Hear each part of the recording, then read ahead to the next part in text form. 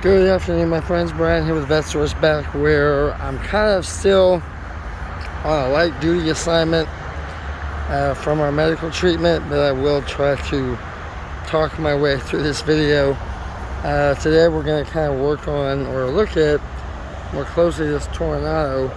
A few videos ago we worked on our Corvette, and we got this running our 93 40th anniversary. It was abandoned.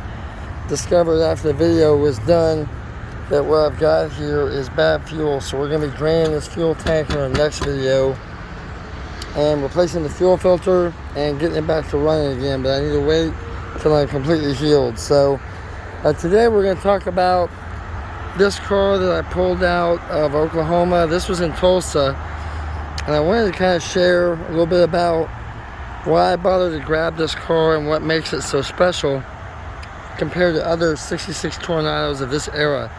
So a lot of you know about Tornados. There's a lot of stories people have about Tornados, personal experiences with them. The one thing though about this car was this was a very unique platform for Oldsmobile when it came out, because it was the first front-wheel drive car in America since the 30s. It was also the first unibody chassis that Oldsmobile had come up with, and it also had a torsion bar. Hopefully that didn't shut on me all the way, so I'm kind of gimped with one hand here. Hang on, let me I'm gonna put this right here for just a moment, guys, while I do this.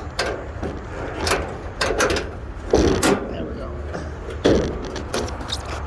Makes it kind of difficult. So anyway, a lot of Tornados from that era have not been treated kindly because they were kind of just thrown away. They weren't really kept. This car is unique in that not only did it survive, but it's been off the road since 1976. So I would assume that this had a mechanical failure or something happened to it. But if you look at it real closely, you can see this is one of the rare occasions where there's no corrosion. The rot hasn't eaten this car away. It's got one little spot on it. Excuse me. Back here in the corner, where they cut out some sheet metal, kind of like my throat. and we're going to repair it. Now this car sat inside storage for at least this last 40 or 50 years, and it was acquired through an estate sale of the gentleman that had passed away that was putting it back together again, and they didn't have the inner fender wells on it.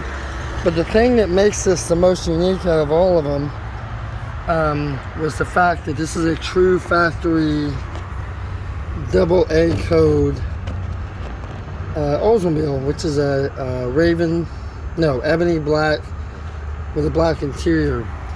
Now, for those of you that are not old enough to remember or don't know that from back then, most cars in the 60s, black was not a popular option. Most of the older buyers of these cars went for the more pastel, bright colors.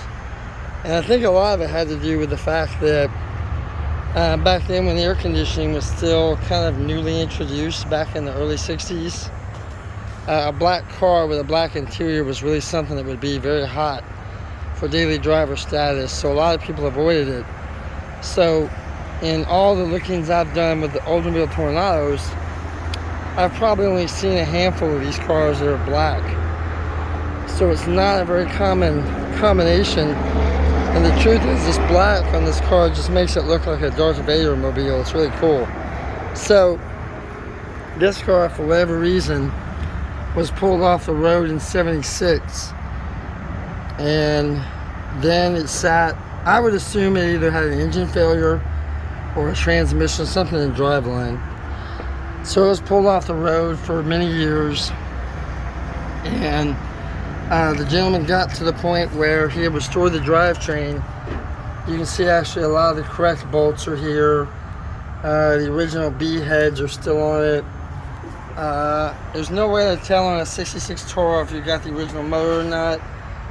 But of course, other than the fact you got the N prefix on that, which indicates a Toronado engine. So everything lines up as far as this being original. And the other unique thing about this car, like I said, even though it's the no rust, this is all the original paint on this car. It's not perfect, but it's held up very well. Kind of a testament to how good these cars are built. The other thing I'll show you is that these were very unique cars in that they came with a lot of very cool options. So the dashboard in this car is really, really cool. Now this car here has, as far as options go, it's got the tilt and the telescoping steering wheel, which is super cool. This is probably one of the coolest steering wheels they put on a car back in the 60s. It's also got, honest to goodness, automatic climate control, so you can set this to whatever temperature you want. It'll actually keep the car at that setting like a new car from nowadays, which is amazing to think about. They had that in the mid-60s. It works off of analog and basic computer switches. For some reason I only got an AM radio, which is odd to me, but did have the electric antenna. And of course your courtesy lights are a standard thing. I've still got to clean it up a little bit, but this is the original interior. Nothing has been changed or messed with. The car actually only has 76,000 miles on it, which I can believe because being taken off the road so early in its life. But you can see the headliner is still in perfect shape. Now the one thing about this car that is super unusual that made it for me, there was no way I wasn't going to grab it, was one, these headrest seats, because these were not common. These were offered, but nobody bothered to buy these back then. And the other thing that makes this really unusual is one more cool thing here. And I know my voice sounds funny, guys, but it helps me to talk, so that's why I keep running my mouth. This car actually has, now these headrest seats were a required option with this option here. So this lever right here, you pull this back, and that passenger seat reclines, which we take that for granted today because everybody has reclining seats. But back then that was a big deal. So you can see I've got a little bit of splitting in here. I've got to clean this up, a tear right there. But overall it's just dirty from sitting. We're going to clean this up in another video and highlight that. But this is a very, very solid car that I think won't take much for us to get back in a running shape. I figure I need to spend about $300 on the engine. And that's basically through hoses, water pump, I need a fuel pump for it, spark plug wires, something else I needed, fuel filter. I've got all the accessories in the trunk for this car. We need to hook the brake system back up. I'm not thrilled that this has been left open, but I'll deal with that. That's the brake line right here. But other than that, got the radiator for it. I've got the fan. I've got the shroud. I got everything I need. So what I'd like to do, we've already turned this over once or twice by hand, by the crank, so the motor still spins freely. So what we'll do in a future video,